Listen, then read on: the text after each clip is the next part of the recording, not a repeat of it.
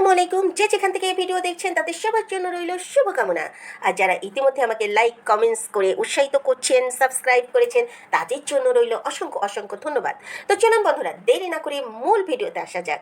তো বন্ধুরা, ইদানিং দেখছি ব্যাপারী পরিবারের প্রত্যেকটা লোক এই যে ভিউয়ার্সদের রোস্টার করছে, ভিউয়ার্সদের গালিগালাজ করছে, অভিশাপ দিচ্ছে। এটা কি মেনে নিতে আপনারা পাচ্ছেন? গতদিন দেখলাম আদম ব্যাপারীর বড় ছেলে আকাইম্মা ঢেকি শাহিন, সে একটি ভিডিও দিয়েছে অকথ্য ভাষায়, ভিউয়ার্সদের বলছে যে ভিউয়ার্সরা কুলাঙ্গার, ভিউয়ার্সরা এটা ওটা।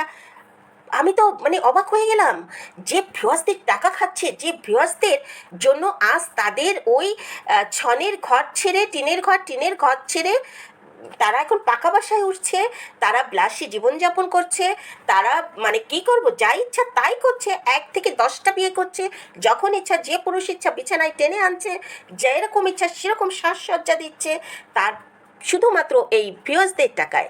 সেই ভিউয়ার্সদেরকে কিনা বলছে এই শাহিন কুলাঙ্গার, ভিউয়ার্সদের তারা কুলাঙ্গার বলছে। শুধু এই যে আকাইমা ঢেকি কেন, আকাইমা ঢেকি শাহিন কেন বলছে, বাপ্পি, নিশিত, তিশা, বলছে মলিমাসি, এই যে মিম, বলছে সাবিনা তো বরাবরই বলে থাকে, আলাম খাসি সাবিনা বরাবরই বলে থাকে, চাঁদের বুড়ি তিশা এবং পেডিকোট বাপ্পি, সে তারাও কিন্তু অভিশাপ দিচ্ছে রীতিমতো। হ্যাঁ বন্ধুরা, বিগত দিনের ভিডিওগুলো দেখে আসুন কীভাবে অভিশাপ দিচ্ছে ভিউয়ার্সদের পেডিকোট বাপ্পি এবং তিশা। হ্যাঁ, আই এম তো অবাক, এটা কি করে সম্ভব যে ভিউয়ার্সদের টাকা গলার মধ্যে দিচ্ছ, সেই ভিউয়ার্সদের আবার সব দিচ্ছ। আর ভিউয়ার্সদেরও বলি, আপনারা কেন তাদেরকে এই যে মানে এত বড় বড় গলায় কথা বলছে, সেই কথা বলার জায়গা করে দিচ্ছেন? আরে 1 মাস না দেখুন, ডাউনলোড করে দেখুন। 1 মাস একটা ডাউনলোড করবেন, ওটা দেখার পর কেটে দিয়ে পুনরায় আরেক দিনে তার ডাউনলোড করবেন, ফেলে দিন ওদেরকে। দেখুতেও ওরা কত দূর বিলাসী জীবনযাপন করতে পারে, কত দূর ওরা সমাজের সঙ্গে তাল মিলিয়ে চলতে পারে, সমাজের ওরা উচ্চ লেভেলের লোক মনে করে।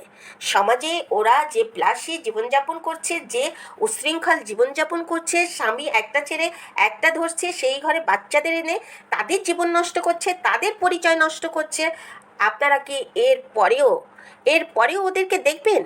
আপনারা দেখে কি পাচ্ছেন? আপনাদেরকে তিরস্কার করছে, কুলাঙ্গার করছে, বলছে এই যে পেডিকোট বাপ্পি এবং চাঁদের বুড়ি তিশা, তারা বলছে যারা এসব করছে আল্লাহ তাদের বিচার করবে, এটা ওটা কত কি। আর নিশির কথা কি বলবো, চোখ ঘুরিয়ে ঘুরিয়ে মিথ্যা কথা বলতে সে তো বরাবরই হ্যাঁ ওস্তাদ, মানে পেশার বলতে পারেন, মিথ্যার পেশার। সে মিথ্যার পেশারি করতে চোখ ঘুরিয়ে ঘুরিয়ে প্রতিদিন চলে আসে।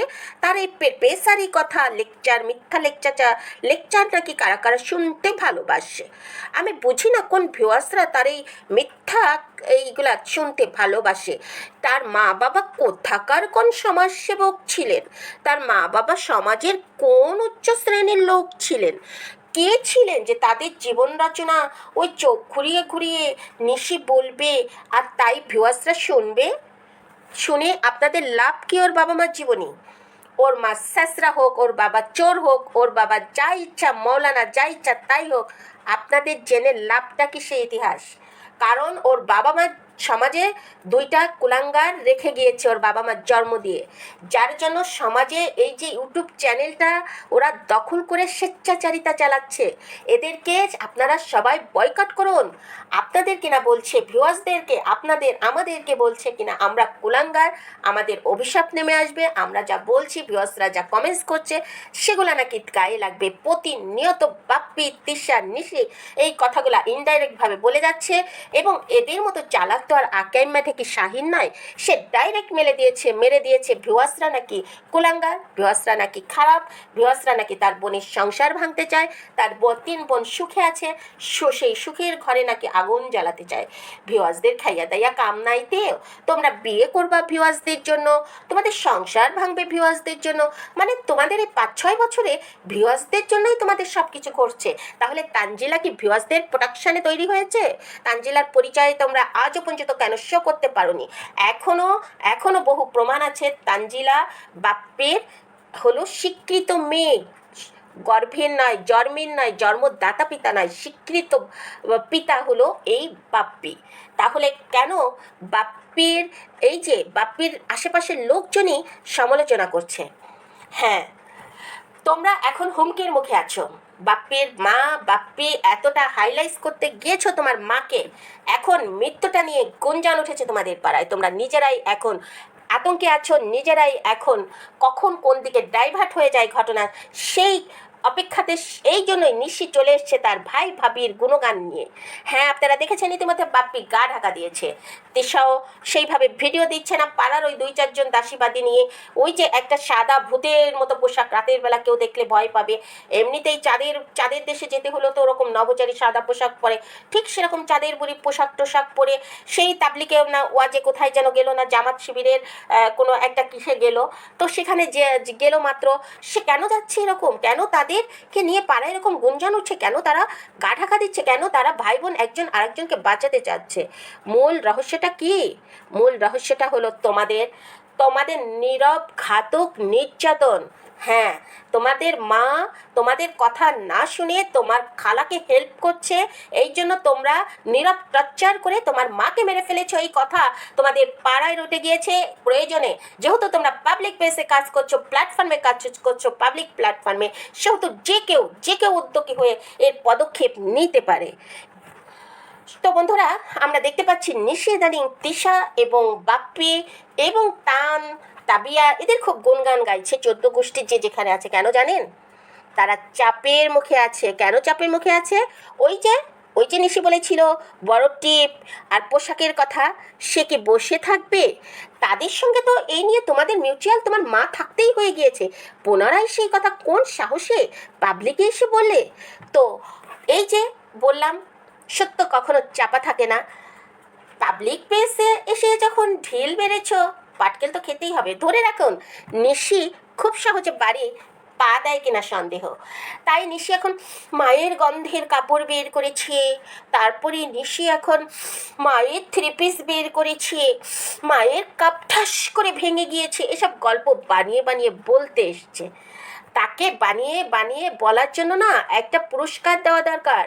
হ্যাঁ, তার এই পেশারের জন্য একটা লেকচারবাজির মিথ্যার জন্য এই নিশিকে একটা পুরস্কার দেওয়া যায় দরকার খুব। চোখ ঘুরিয়ে ঘুরিয়ে মিথ্যা কথা বেশি বলতে যেও না, যেখানে বলেছো সেখানে থেমে যাও, নইলে তোমাদের অবস্থা কিন্তু খুব খুব খারাপের দিকে যাচ্ছে। কথাটা মাথায় ঢুকিয়ে রাখো। তো চলে আসেন বন্ধুরা, যে তিশা এবং ওই যে আকাইম্মা ঠেকি, তিশা মানে চাঁদের বুড়ি এবং আকাইম্মা ঠেকি শাহিন, এরা হঠাৎ করে কেন মানে মিমের সংসার নিয়ে এবং আকাইম্মা ঠেকির 3 বোনের সংসার নিয়ে আতঙ্কিত? কেন জানেন? তিশা তো এলাকা ভিত্তিক এবং আত্মীয় স্বজন ভিত্তিক ভীষণ চাপে আছে, ভীষণ চাপে আছে। এই জন্য কিন্তু আকাইম্মা ঠেকি লাস্টে বলেছে হয়তো তাদেরই আত্মীয় স্বজন তাদেরকে হ্যারেস করার নিজেদের লোকজন দিয়ে এ ধরনের লেখাচ্ছে কিংবা এ ধরনের অপপ্রচার চালাচ্ছে কিংবা কমেন্টস করছে। না বন্ধুরা, না বন্ধুরা, কেউ আপন নেই বাপ্পির মা যতক্ষণ ছিল ওই এলাকাতে সে কিছুটা তাদেরকে টেকেল দিয়ে রেখেছে, কারণ ওই এলাকার বউ, ওই এলাকার মেয়ে। যখনই মারা গেল তখনই আত্মীয় স্বজন যে যেখানে ছিল সবাই সবাই বাপ্পি এবং নিশির উপর ভীষণ রেগে আছে, ভীষণ ক্ষোভ মানে তাদের উপর ঝাড়ার জন্য যে কোনো মুহূর্তে ফুঁসে উঠতে পারে। হ্যাঁ, তার জন্য দেখবেন বাপ্পি নিজেকে কিন্তু অনেকটা লুকিয়ে লুকিয়ে রাখার মতো অবস্থায় পড়েছে। এবং ওই যে দাসীবাদী যারা আছে তাদেরকে দিয়ে বিভিন্ন রকম মানে তেলবাজি যত কথা, দালালি কথা, সেগুলা কিন্তু বলিয়েছে একচেটিয়া। এবং তিশা ওই যে ঘরের মধ্যে যে পারুল খালা আর যে মহিলা আরেকটা আছে ভাবি, এদেরকে নিয়ে বিভিন্ন রকম স্মৃতিচারণ, বিভিন্ন রকম তার হয়ে কথা বলা ইত্যাদি ইত্যাদি বলার জন্য রেডি রেখেছে। দেখেন না, তার নাকি একটা ফুপু বেঁচে আছে, একটা খালা বেঁচে আছে, এরা তো এই সময় বাপ্পির ঘরে থাকার কথা, তারা কেন আসে না? হ্যাঁ, বুঝলাম তারা ক্যামেরার সামনে আসে না, তারা একটা ঘরের মধ্যে এই সময় ওই মায়ের ঘরে তো ওই খালা কিংবা ওই ফুপু থাকার কথা, তারা এসে ওই ঘরটায় থাকবে, বলবে যে আমার ফুপু আসছে, আমার খালা আসছে, তাদেরকে দেখাতে পাচ্ছি না। কিন্তু তারা কেউ আসেনি, কোনো আত্মীয় স্বজন নাই, শুধু ওই যে আদম ব্যাপারীর পদ্মার পাড়ের আকাইম্মা ঠেকি পরিবারের কিছু লোকজন এসছিল নাক খোটানি, ওই যে নাকঘোটানি মানে নাকঘোটানি খুকি সে এসেছিল ওই যে ভিডিও করবে, কন্টেন্ট তৈরি করবে, তার জন্য।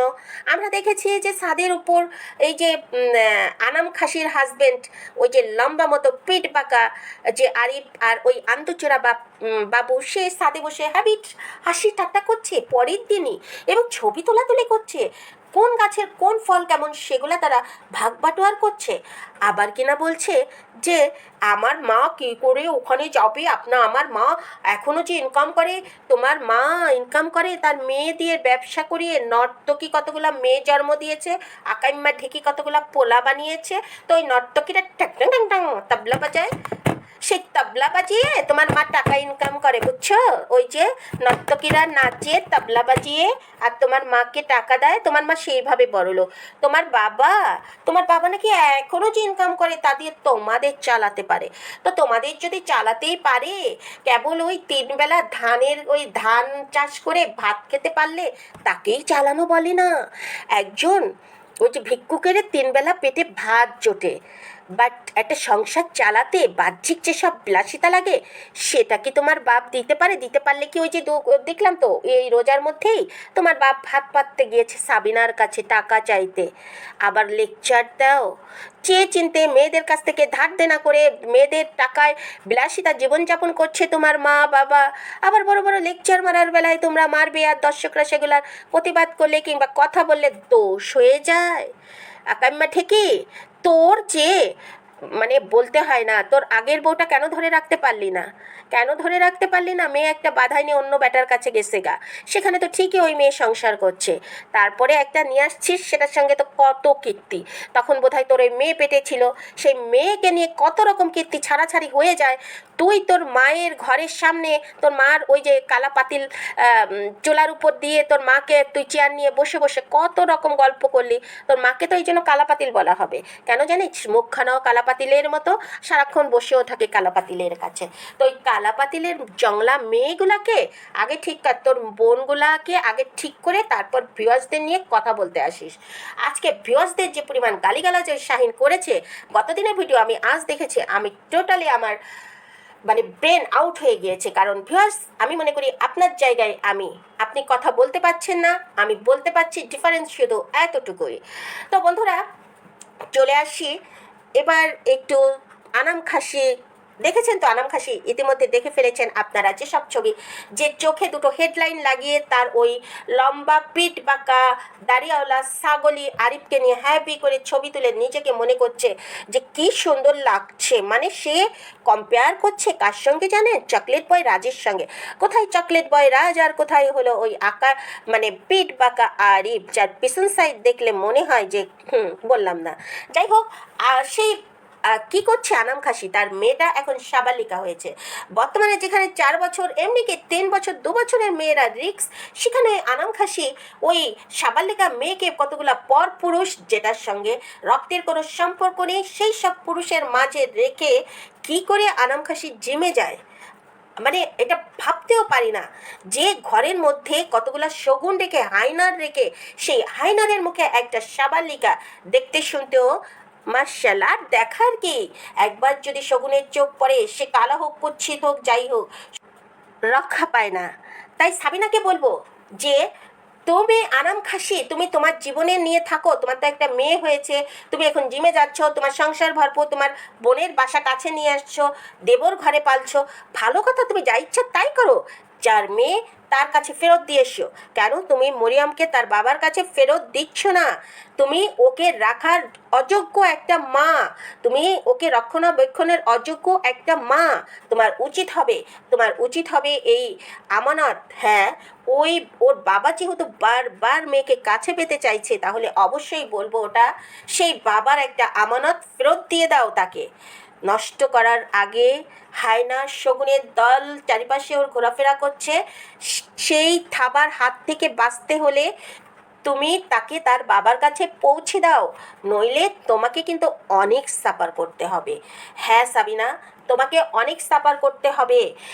এই মেয়েটাকে তুমি আসলে এই বয়সটাই এমন, এই যে আমি বলতে চাচ্ছি মরিয়মের যে বয়স, এই বয়সটাই এমন যে যখন প্রথম দিকে সাবালিকা হয় অর্থাৎ 16-18 বছর পর্যন্ত মেয়েদের মধ্যে কামনা ভাব, যাকে ইচ্ছা তাকে, মানে বেচার তো তেমন থাকে না, তার উপর তো ওই মেয়ের নাই 12-13 বছর, হয়তো বা 11-12 বছর বয়স, যতটা আর কি আমার সেন্সে আসছে, তার উপর মেয়েটার গড়ন ভালো, তো অটোমেটিক ও সাবালিকা হয়ে গিয়েছে।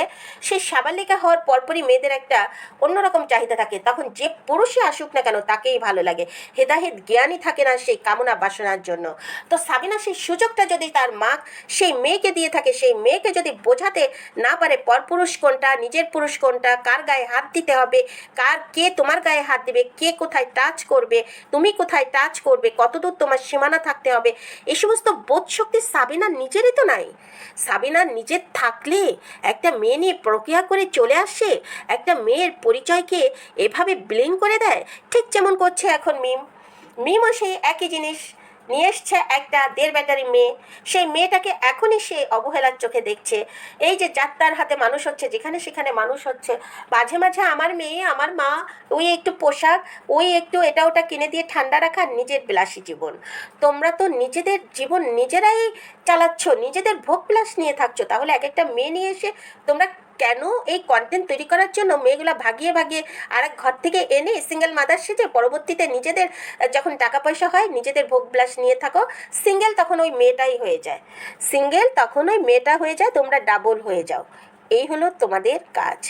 বাবুকে দিয়ে তুমি যেসব কাজ করাচ্ছ, অবশ্য এটা যে বাবুর মানে এটা মুলি মাসি মিমের যে একা দোষ তা নয়। আজ দেখলাম আরিফ একটা তরমুজ এনে মিমের হাতে দিতে গেল, বাবু বলে উঠলো তুমি পারবা, অমনি দেখলাম আরিফ বলে উঠলো পারবে না কেন, হ্যাঁ তোমার চাইতে শক্তি বেশি, এই বলে ওর হাতে দিয়ে দিল। একটা তরমুজ তুলতে পারবে না অত বড় মহিলা, কেন? পেটে বাচ্চা থাকলে কলস কলস পানি নিচ্ছে, যে দেখে আসো, যে দেখে আসো, তোমার বউ তো সেই রাজপ্রসাদের ঘরের মেয়ে না, ওই পানি টানা ঘরের মেয়ে, ওই কাজের বিটি রিক্সাওয়ালা, এই ধরনের মেয়েই তোমার বউ। যতই ভঙ্গিমা দেখাও, এই যে 3-4-5 বছর ইউটিউবের টাকা পেয়ে পিছনের কথা ভুলে যেও না, তুমি নিজেও কার ছেলে ভেবে দেখো, কোন পরিবার থেকে, কোন ঘর থেকে উঠে এসে আজকে ফ্ল্যাট বাসায় থাকছো, ভেবে দেখো। বাবু না নিজে ক্যাপশনে লিখেছে আদরের ছেলেটা বাড়ি থেকে বঞ্চিত, আদরের ছেলে আদরেই থাকতে, যদি মার কাছে থাকতে তো একটা বিছনার চাদর, ওই যে শার্ট এসে খুলে রেখে যেতে, তোমার ভাবি টুকিয়ে টুকিয়ে তুলে রাখতো, তোমার মা খুঁজে খুঁজে আনতো, বাড়ির বিছানা থেকে শুরু করে সব কিছু তোমার ভাবি করে দিত, এক গ্লাস পানিও ঢেলে খেতে না, সেই আন্দুচোরা মুলিমাসির পাল্লায় পড়ে মুলিমাসিকে এখন সে চেয়ারে বসিয়ে রাখে আর নিজে কি করে চাকর বাকরের মতো খাটায়। এই যে মুলিমাসি, তার তো ইনকাম কম নেই, যদিও সে শুধু বলে টাকা নেই টাকা নেই, এটা শোনানো কথা, টাকা যায় কোথায়, তার এত ইনকাম, মাসে লাখ লাখ টাকা ইনকাম করছে, স্বামীকে এতদিন ইনকাম করতে দেয়নি, হঠাৎ করে স্বামী প্রতিদিন ভিডিও দিচ্ছে, সে নিজে ক্যামেরা ধরছে, ক্যামেরাতে সাহায্য করছে, বাট এতদিন স্বামীকে কেন করতে দেয়নি? কারণ ঢাকায় থাকলে স্বামী যখন টাকা পয়সা মুখ দেখতো তখন হয় তার পরিবারকে দিত, নতুবা মুলিমাসি আটকিয়ে রাখতে পারতো না, কারণ ঢাকায় বন্ধু বান্ধব চাকচিক্য তো বেশি, তাই মুলিমাসি ফন্দি করে এবং শুধুমাত্র বাবুকে তার মুঠোয়, তার আঁচলের তলে আনার জন্য গ্রামে নিয়ে এসছে, গ্রামে এনে তবে এখন ভিডিও করাচ্ছে, এবং ভিডিও সে না করলে নিজেই সেই ভিডিও মানে করার চেষ্টা করে বাবুর চ্যানেলে ছেড়ে দিচ্ছে, বিগত দিনে যা আমরা দেখিনি। তো যাই হোক বন্ধুরা, আমরা বুঝেই নিয়েছি বাবুকে অকেজো করার, বাবুকে টার্গেট করে বাবুকে তার পরিবার থেকে বিচ্ছিন্ন করতে সম্পূর্ণ দায়ী হলো এই 3 বোন, প্ল্যান করে বাবুকে তার পরিবার থেকে বিচ্ছিন্ন করলো, তার মা থেকে বিচ্ছিন্ন করলো, তাদের পরিবারের দায়িত্ব যতটুকু বাবু নিত ততটুকুও যেন না নিতে পারে সেটা থেকে বিচ্ছিন্ন করে দিল। আর এর মূল হাতকে জানেন? এই যে সাবিনাকে যতটা মনে হয় যে ভোলা ভালা ধুমসি আনাম খাসি, বাট ওর মধ্যে কিন্তু ভীষণ গ্রাম্য পলিটিক্স একটা ভাব আছে। ও ও কিন্তু কোনো একটা মানে ভিডিওতে বলেই ফেললো, কোনো একটা না, গতদিনের ভিডিওতে বলেই ফেলেছে যে তোদের বিয়েটায় মানে প্রেম করার সহায়তা কিন্তু, বুদ্ধি কিন্তু, ইন্ধন দাতা কিন্তু এই সাবিনা। তাই সাবিনার সঙ্গে দেখেননি বিয়ের সময় কেমন একটা মান অভিমান কত কিছু চললো। প্রথম দিকে সাবিনা খুব উৎসাহিত ছিল, বাড়ি যেয়ে মানে বাচ্চা টাচ্চা হওয়ালো একটা অধিকার ভাব দেখাতো, সেই ভাবটা কেন যেন মাঝে কমে গিয়েছিল সাবিনার, বাট আবার ফেরত এসছে। তাই সে এখন ক্রেডিট নিতে চায় তাদের এই প্রেমে, তাদের এই বিচ্ছেদে, তাদের এই সংসারের পিছনে সাবিনার অনেক অবদান।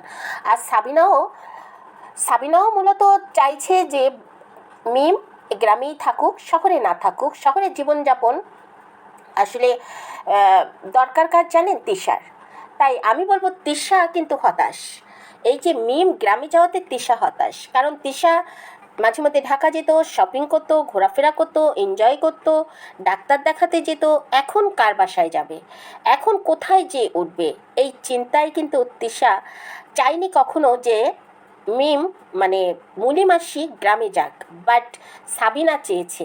সাবিনা কিন্তু মনে মনে এই যে মুলি মাসি মিমের চাইতে চাঁদের বড়ি তিশাকে কিন্তু হিংসা করে।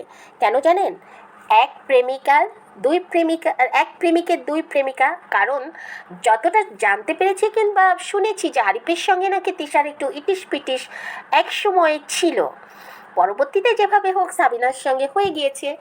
তো সাবিনা সে আতঙ্কে থাকে, তিশাকে সে অতটা সহ্য করতে পারে না। তিশার উপর সাবিনার কিন্তু একটা হিংসা লেগেই থাকে। তিশা করুক বা না করুক, সাবিনা কিন্তু তিশাকে হিংসা করে। আমি বিভিন্ন ভিডিওতে এটা তীক্ষ্ণ দৃষ্টি দিয়ে দেখেছি, গভীরভাবে পর্যবেক্ষণ করে দেখেছি যে সাবিনা তিশাকে হিংসা করে।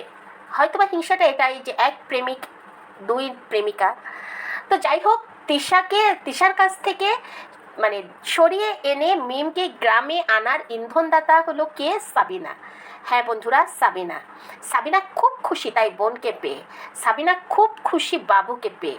বাবুর সঙ্গে সাবিনার বন্ধুত্বের একটা ভাব আছে, হয়তোবা সমবয়সী, এই জন্য যেভাবে মারামারি হাতাহাতি করে, এটা আসলে আমাদের মতো কালচারে কিংবা আমরা করি না যে ভাই বোন কেন বড় হয়ে গেলে হাতাহাতি মারামারি করবে, যেটা সাবিনা এবং বাবুর মধ্যে দেখা যায়। এবং বাবুর সঙ্গে যেটা কন্টিনিউ এখনও চালিয়ে যাচ্ছে সাবিনা, যার জন্যই কিন্তু এই যে আমরা দেখতে পাচ্ছি সাবালিকা মেয়ে মরিয়মও হাতাহাতি করে বাবুর সঙ্গে, যেটা আমার কাছে খুবই কুৎসিত লাগে। কারণ বাবুর চরিত্রটা কেন যেন আমার ভালো লাগে না।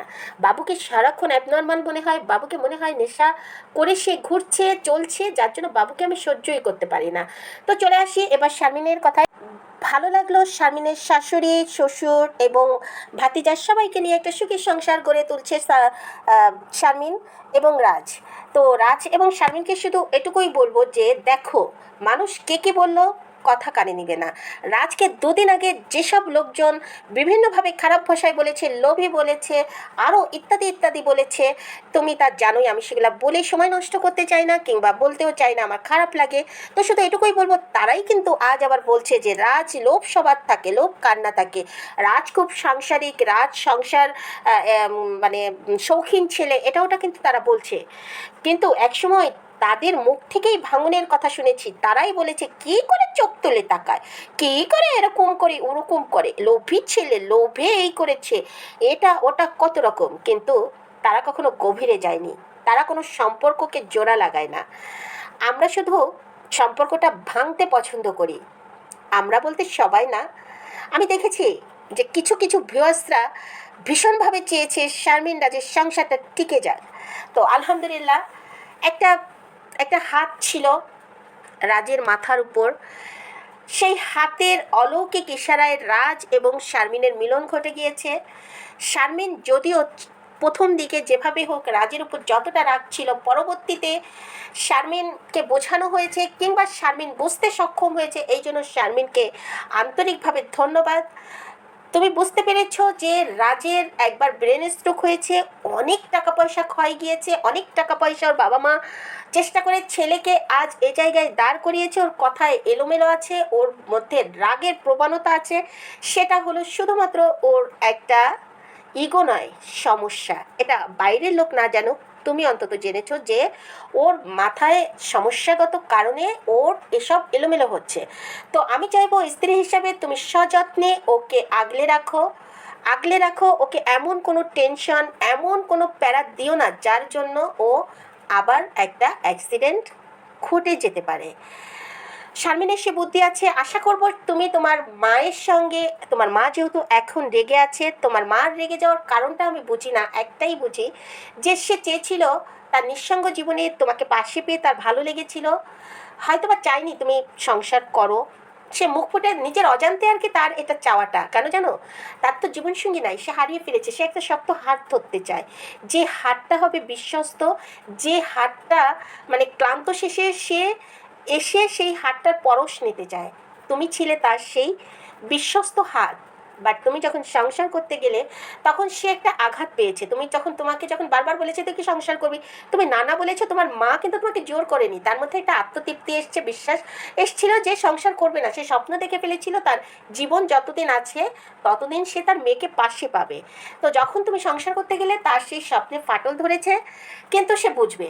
তুমি তাকে আগলে রাখো, মাঝে মধ্যে তাকে সময় দাও, তার সঙ্গে কথা বলো ফোনে, মাঝে মধ্যে দেখা তো অবশ্যই করবে। আর মায়ের পাশে থাকো, শ্বশুর শাশুড়ির পাশে থেকো, স্বামীকে গুরুত্ব দাও, স্বামীর চাহিদাকে, পছন্দকে, স্বামী ব্যক্তিটাকে। তোমাকে যারা হিংসা করছে, তোমাকে দেখে যারা জ্বলে পুড়ে মরছে, মরতে দাও। শুধু এটুকুই বলবো যে ব্ল্যাক ম্যাজিক হোক আর বদ নজর হোক, সেগুলো কিন্তু সম্পূর্ণ কাটিয়ে ওঠার দায়িত্ব নিজেরাই। হ্যাঁ, নিজেরাই।